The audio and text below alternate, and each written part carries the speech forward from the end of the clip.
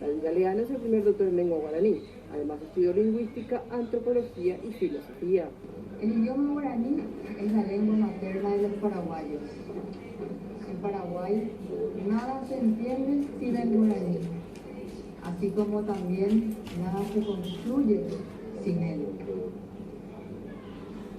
El día que dejemos de hablar el guaraní, ese día dejaremos de ser paraguayos. Nada expresa mejor nuestros sentimientos que el guaraní, nuestro idioma, nuestro tesoro.